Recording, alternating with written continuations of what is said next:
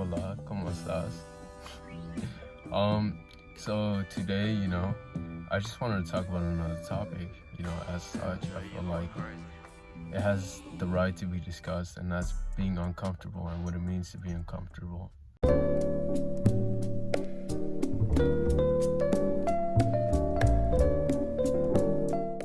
And comfort in itself.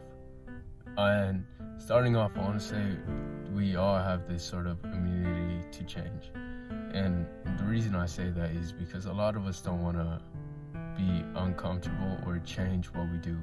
Because as we grow up, we have our own lifestyle, and to change it or ourselves or the way we think of something is essentially killing a part of us. And meaning that, a lot of people don't want to be able to change the things they want to just because the discomfort or the not knowing of what could possibly be. And going into that topic, discomfort, right? What is discomfort? It's a feeling of uneasiness, unassurance. What's some other words you can use to describe it? Unawareness, I guess you can say, or lack of self-assuredness, lack of knowing, I guess, or obviously being comfortable, not being comfortable. And there's different ways to approach being uncomfortable. It being, a chance for growth or a chance for recession, I guess you can say, or seclusion, or going back. And the uncomfortableness where it's growth is where you're given a challenge or something new or something out of what you know, out of your own daily life and routine and what you know. So you take it upon yourself to confront it and excel in the certain area or topic or whatever it may be, the certain challenge that is confronted or put in your space. Because a lot of times it's all a mental game where we're put in these circumstances, and the only reason it's uncomfortable is because it's unfamiliar to us. And because it's unfamiliar and we don't know anything about it, we have this sort of caution, I guess you can say. And if you don't use that caution or that, uneasiness to be like, okay, I guess this is more of a mindset thing where you're like, okay, this is a problem we have at the moment. It needs a solution. You got to be a solution-based thinker. And taking those kinds of things head on, head first, headstrong, however you want to put your spin on it, and being able to confront the challenges and be able to accept that, whatever may come from it, whatever result may happen, it's like I took the chance. And that's really a thing you have to notice. You took the chance. Now the result of it is beyond your control most of the time, because it is what it is in a way where it's like a lot of things, whether it's, I'll give an example, sports. Okay. Sports, you're going into sport, and one sport for me in particular is soccer. I'll stick with that since that's my area of knowledge. So you start playing soccer, your first match, you're uncomfortable, you're nervous, you're like, I don't know if I'm gonna do well, but you still play the game. You challenged it. And you have to be in a certain mind space, like however well or bad, I did during that game. It's like I still confronted the challenge, the sort of, thing that could stop a lot of people. Some people in this example wouldn't want to play it just because they're like, oh, I'm not good enough, or whatever self-limiting beliefs they have, where they believe they can't do it. And that is what stops a lot of people, the beliefs they have and internally, and what they think about themselves and why they can't do it. But then at the same time, you have to question, why can't you, and why is that true? Because if you're aware of it, you can easily change it. And that's if you're aware of it, But you face this sort of challenge, playing the soccer game, first soccer game, right? You play it, the result does not matter. What matters is the objective yourself, playing the game. And you played the game, okay, good. Now you sort of build this momentum. And then you also have to take a look at, okay, that wasn't the result I technically wanted, so what can you do? You challenge yourself to improve. Training, improving your touch, your ball control, your shooting, your free kicks, your penalties, your stamina, your headers, your corner kicks, everything. And then it becomes to a point where it's like you improve. Of course, you improve because you're putting the work in. So that sort of discomfort erases because you're more comfortable with it, because you challenged yourself and kept pushing yourself. So the person you were before, where it was like uneasy to you, it's like that's gone. And then you can apply this to any sort of thing in life, whether it's music, books, lectures, giving speeches, anything of that sort. So, it's mainly just the idea, if you're gonna confront it, or if you're gonna do it, just do it. Obviously, it's doing it, and that's the main thing. And being okay with whatever comes with it. The embarrassment, shame, guilt. No, guilt is something else. The embarrassment, shame. There's other emotions you can associate with that, but I can't think of it off the top of my head. And you have to accept that. But then you also get, joy because you took that chance. You also get these other sort of emotions, positive ones.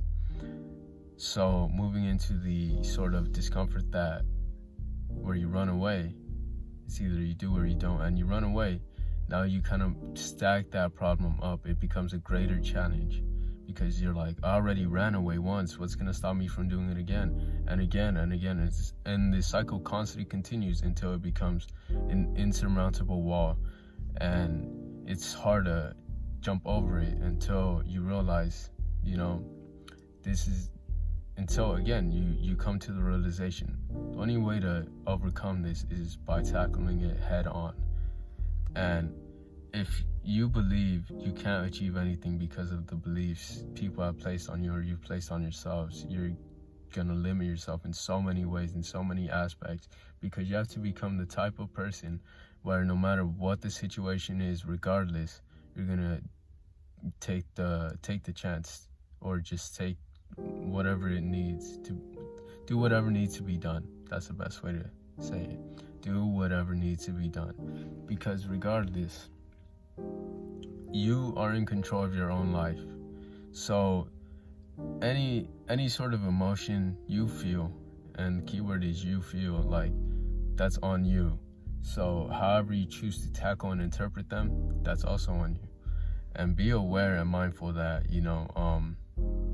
at the end of the day, you can never tell how anyone's feeling about a certain thing they do. They can be sad, happy, whatever emotion it is, but you see them taking the action and pushing beyond past the emotion and sort of just focusing on the action in itself.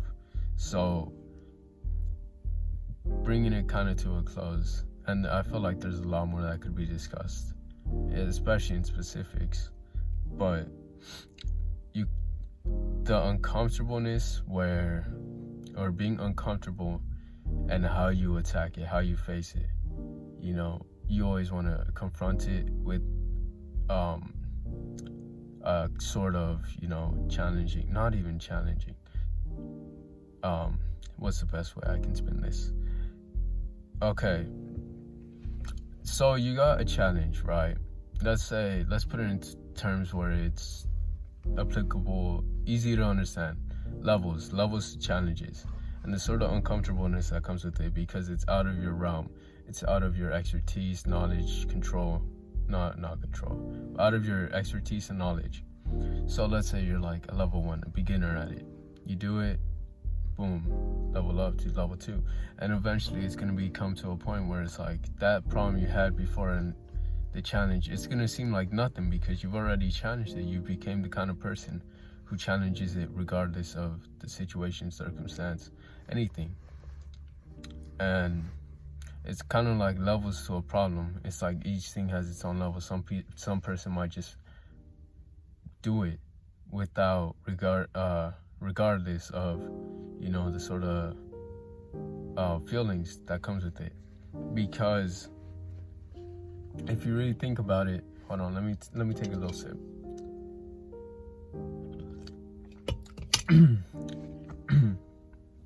Okay, so if you think about it, like a lot of the challenges we have, it all just mainly it's all stopped by our perceptions of ourselves. Again, as I've stated before, it's all stopped by our perceptions of ourselves. Because you don't want to be the kind of person who runs away from a challenge, because then the way you do anything is the way you do everything. So running away from one thing will lead to running away in a different area or aspect. And it's kind of being consistent as a person and true to who you are, or the kind of person you aspire to be. And it's mainly just understanding that take action. Like, that's the main key point. Take action. Because even so, me right now, look, I'm recording this video. A lot of people wouldn't be able to do it. There was a point where I was scared to do it. I didn't know why or anything like that. Not even the why. But it was out of what I was comfortable to. Being on camera, being able to talk, being able to talk about anything and everything. And obviously there's going to be a point where I want to just talk about anything, different topics other than just, ideas and concepts to help better people. And of course that's going to be true to me. Like, that's something I care about. That's something I, want to help with, help people with. Even though it's like there's obviously going to be people better at speaking and communicating these things, that's okay, as I continue to grow and understand as a person. Regardless of whatever I feel, it's like I'm going to challenge it face head first, and keep it pushing. And that's the main thing, keep it pushing. Because that sort of feeling, uncomfortableness, it creates room for growth. It creates room for growth. Because if you stay comfortable, that means you're not doing anything new. And doing nothing new, that just leads to stagnation. It leads to a plateau of your growth. So putting yourself out in uncomfortable circumstances, it creates this open area for growth and understanding and seeing things from a new perspective and challenging yourself in ways you've never thought before. And with that being said, I just want to leave it off there. If you got any questions or anything, just let me know in the comments. And anything, of course, I'd always like to be open and see different viewpoints and everything like that. So see you guys.